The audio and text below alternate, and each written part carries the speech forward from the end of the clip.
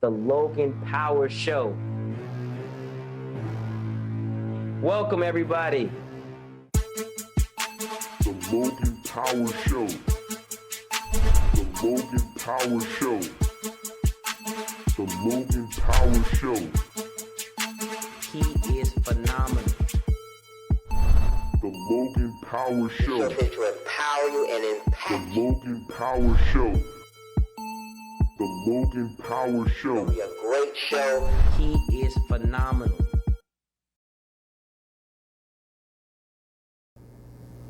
Hey everybody, welcome to the Logan Power Show. It's me, your host, Calvin Logan, live here at the Point, Harvest Point Church here in Charleston, South Carolina. Well, hey, in life, people have blessings where they say food speaks to you, it heals you, brings joy to your life. Well, I got with me a renowned chef. He's nationwide, worldwide. To my right, Mr. Chef Frisco. How you doing, sir? How you doing? Good to be here. How's everything?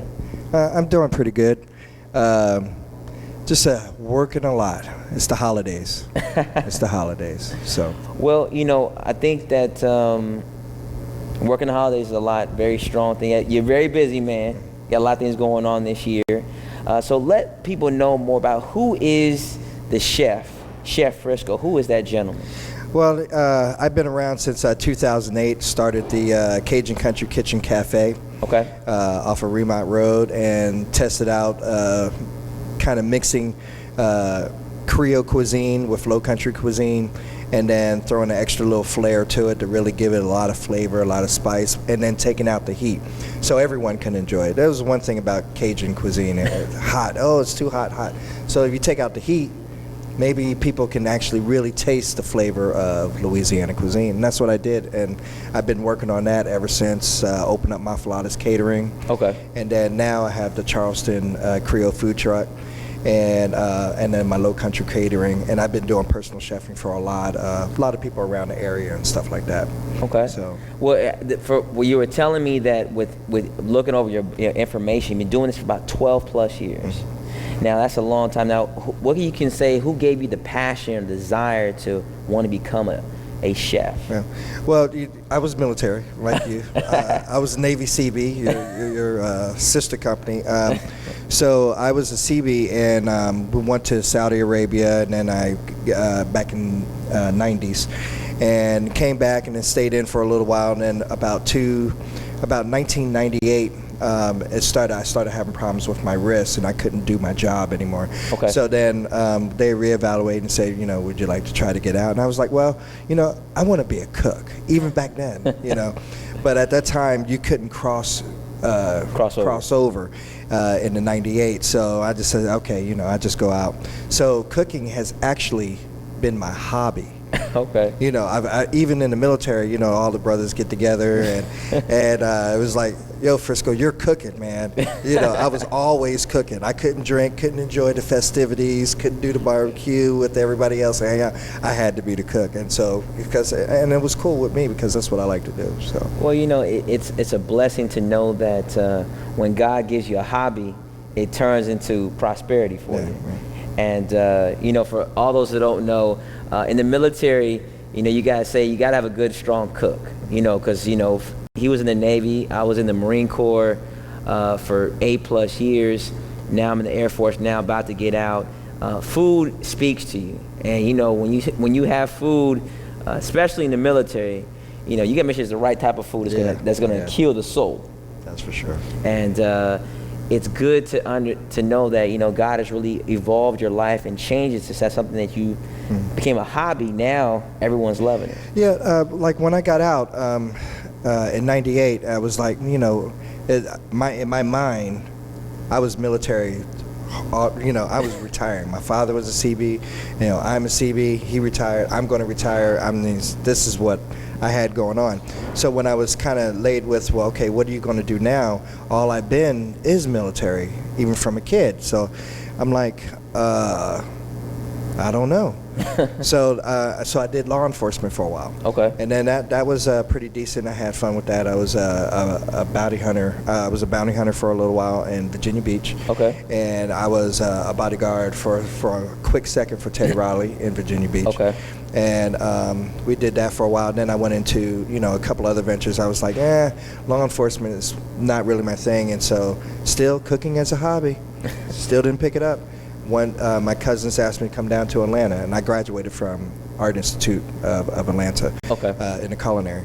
And he was like, well, come on down and check this out. And I was like, man, didn't have a job, didn't have everything. I started working as a delivery driver for a pizza restaurant. Okay. I was a delivery driver, and then worked my way up in just a matter of time into the management. And the chef got arrested or didn't come to work. It was Rocky's Brick Oven Pizza in Atlanta, and I had to jump back there and help out. I never left. So, and ever since then, when the military asks you, when they say what you want to retrain you in, they have the retraining for disabled vets. They ask you, it's like, what do you want to do? I said, I want to be a chef. And he was like, okay, let's do it. And so I just closed my eyes, knew I couldn't do it, knew I'm going back to school full-time and working full-time. I was like, I know that was going to be tough.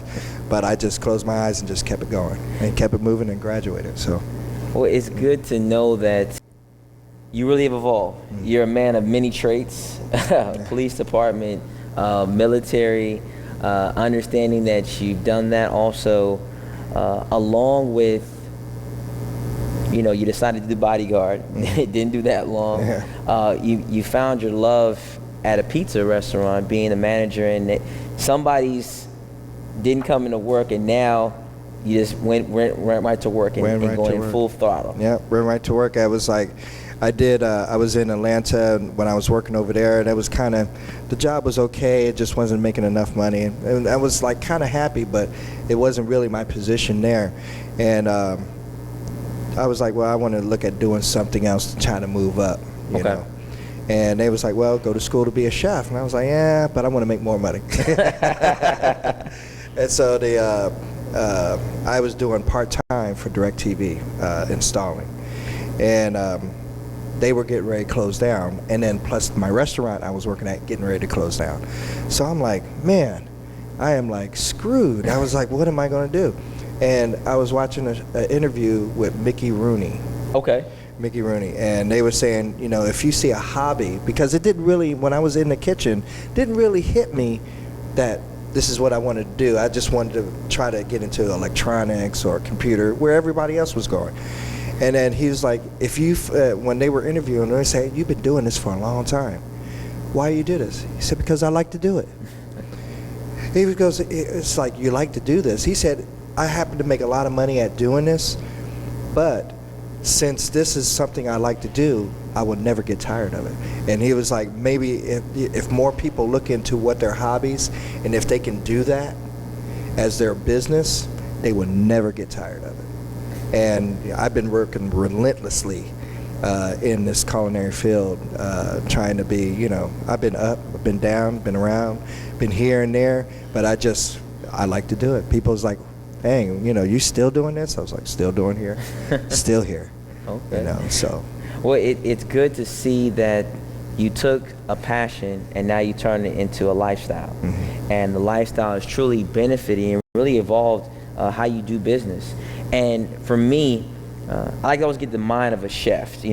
How does it all work? Mm-hmm. So if you can just walk us through how do you design a meal, or what comes into the process? Like, hey, you got a thought, I'm going to make this X, Y, and Z meal, mm-hmm. or something different. What comes to your mind, the creativity, juices start flowing through your head and making a perfect meal? All right, I can get you, let's say if I'm doing like I designed the Charleston Caribbean Creole. Okay. I was looking at, I was working with a friend that owned a truck before I did, and he was all Puerto Rican. So I was like, okay, Puerto Rican food. I was like, that's nice. And then I was seeing some people coming to the truck when we go out. Not everyone was coming to the truck. And I was like, well, how are they going to know about this good food? And so I was like, well, if I would get in this, I have an idea. So I start researching Caribbean food. And I was like, people like Charleston food here, Southern cuisine, soul food. So when I started researching Caribbean food, found out that it's the same as Charleston and Louisiana cuisine. Okay. And just to give you a quick connect, slavery came through the Caribbean, ended up Louisiana and Charleston was the end gates. Got So that's how a lot of the cuisine, the red rice, which is similar to jambalaya, the paella, which is Spanish, which is the same thing as jambalaya and red rice. Yep. You know, it's just a different form, you know. So everything started coming together, and I was like, well, if I make Caribbean cuisine and kind of match it with Charleston cuisine, I would start bringing in everyone in to enjoy the food.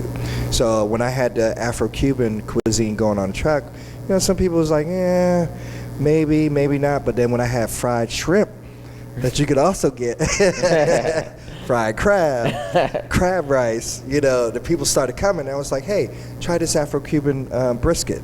They taste it, then you start bringing them in. What I call you just wheel it in. So you have to think what the customer is looking for.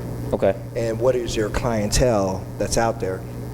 And then you start look at your cuisine and say, how can I make this, if it's really different, how can I make, this is one of my favorite words, how can you make something different familiar? See, that's a really big point. How can you make something different familiar? And that's what I did. So I combined the Creole, Charleston Creole, with the Cajun and with Charleston Caribbean, and then it just all worked. So then, you know, it started becoming, you know, really good. And that's in a chef's mind, you know, business-wise, you got to feed the people. You can't force them to eat your food. And then other ways is, how can you make it click? How can you make it work? You know, how can you make it flow? And then that's putting it together, and then you put the flavors together.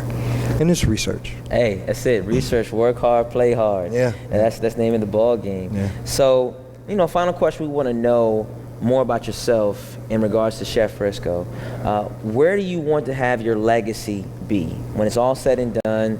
And you know, it's you say either, you know, you've retired from it. You never get retired from cooking. Yeah. But say, for instance, your legacy. When when your time is up, where would you like your legacy to be of Chef Frisco? You know, one of the things that I really, really want to do, I want to, how a lot of these restaurants survive. Everyone says that restaurants come and go, but there's certain restaurants that don't come and go. You ever wonder why? No, I never wonder why. It's a thing called a restaurant group. Okay. Or restaurateurs. It's a group of investors that have money, and they back a certain chef. And then, you know, anything that ever happens, there's always a flow of money. You never rely on one person. So I want to eventually do a minority restaurant group and own multiple Southern cuisine restaurants, and then be able to prosper and use that same technique. And I would like to have that different, you know, under the same restaurant group, minority owned, and then we having multiple restaurants everywhere to get on that band, because I think that's going to be needed, and I don't think there's a minority restaurant tour or a restaurant group out there that own multiple restaurants. No, it's not. No.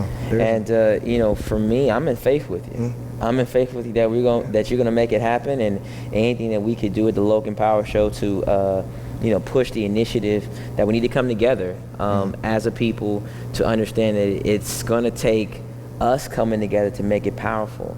And that's the reason why, for me, I want to everyone that's listening and watching to understand that it's going to take a team. And Chef Frisco, I want you to keep watching what he's doing. I guarantee it, this man right here is going to change lives. And that is something that we want everyone to understand, that you're making changes. And that is a blessing. And I want to thank everybody here who has watched this show. We want to bring you back again to know about what you got going on here. And that's all the time I got. My name is Calvin Logan with the Logan Power Show with world-renowned Mr. Chef Frisco. Thank you for tuning in, and we will see you on next week. All right.